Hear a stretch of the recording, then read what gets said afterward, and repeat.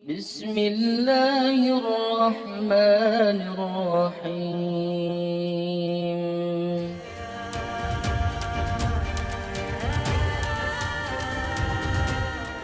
Assalamualaikum warahmatullahi wabarakatuh. Salawat dan salam selalu dan tetap tercurahkan kepada junjungan kita Nabi besar Muhammad sallallahu alaihi wasallam. Allahumma sholli ala sayyidina Muhammad wa ala ali sayyidina Muhammad. Semoga saudaraku semuanya selalu diberikan kesehatan, dilapangkan rezekinya, diampuni dosa-dosanya, dan dipanjangkan umurnya. Amin ya rabbal alamin. Sahabat beriman yang dirahmati Allah, salah satu sunnah salat adalah membaca surat atau ayat Al-Quran setelah membaca surat Al-Fatihah. Al-Quran sendiri terdiri dari 114 surat dan 6.000 lebih ayat. Jadi kita semuanya memiliki pilihan surat atau ayat yang melimpah untuk dibaca setelah membaca surat Al-Fatihah. Dan semua surat maupun ayat dalam Al-Quran boleh dibaca, mulai dari surat-surat pendek seperti yang ada pada juz 30.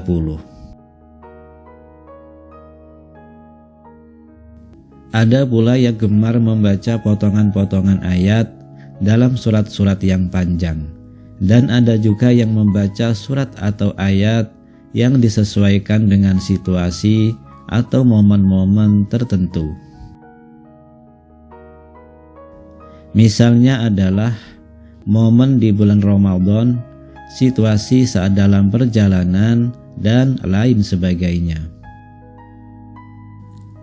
Lalu, bagaimana dengan Rasulullah SAW?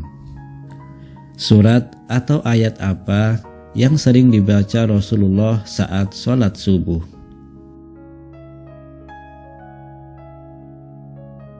Dari Qutbah bin Malik, beliau pernah berkata, ia pernah sholat subuh bersama Nabi SAW.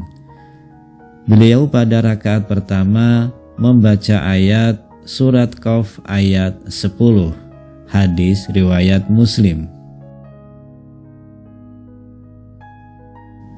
Dari hadis tersebut bisa disimpulkan bahwa Rasulullah SAW di rakaat pertama pada sholat subuh, setelah membaca surat Al-Fatihah, beliau lalu melanjutkan membaca surat Qaf sampai ayat ke-10 saja. Lalu dilanjutkan ruku dan seterusnya. Sahabat beriman yang dirahmati Allah, kenapa Rasulullah SAW membaca surat Qaf pada rakaat pertama waktu sholat subuh? Apa keutamaannya?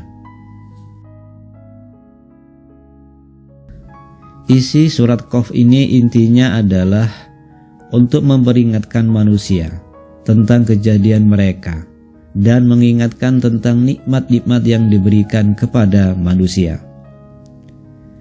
Begitu juga peringatan tentang hari berbangkit, hari berhisab, surga, neraka, pahala, dosa, dan lain sebagainya, supaya kita selalu ingat kepada Allah Subhanahu wa Ta'ala, bahwasannya akan ada hari berbangkit, di mana manusia akan dibangkitkan dari kubur, lalu dihisab semua amalannya dan diberikan balasan sesuai dengan amal perbuatannya semasa hidup di dunia.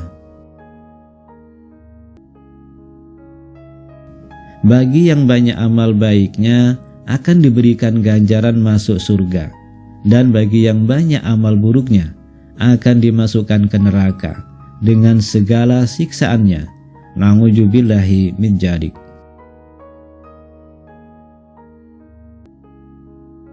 Lalu pada rakaat kedua, apa yang dibaca Rasulullah SAW? Dari Amr bin Haris berkata, aku mendengar Nabi SAW pada sholat subuh membaca surat At-Takwir, hadis riwayat An-Nasai.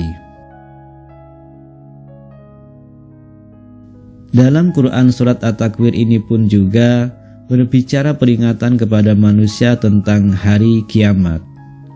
Seolah-olah surat ini ingin menyampaikan pesan kepada manusia bahwasannya keadaan semesta alam ketika kiamat datang akan hancur. Terjadi kegoncangan di mana-mana, matahari akan digulung sehingga semesta gelap gulita. Dan manusia tidak akan dapat mengelak dari pengadilan Allah tentang amal perbuatan yang dikerjakan semasa hidup di dunia. Lalu, apa keutamaan membaca surat At-Takwir pada rakaat kedua salat subuh? Insya Allah mampu meningkatkan keimanan kita kepada Allah Subhanahu wa Ta'ala dan memunculkan khusyuan dalam salat, bahwasannya kita semua akan meninggal dan akan sangat celaka di saat kita meninggal tanpa bekal amal saleh yang cukup untuk menghadap Allah Subhanahu wa Ta'ala. Sahabat beriman yang dirahmati Allah, untuk itu disarankan untuk kita semua, bacalah 2 surat ini saat mengerjakan sholat subuh dan pahami maknanya dengan baik.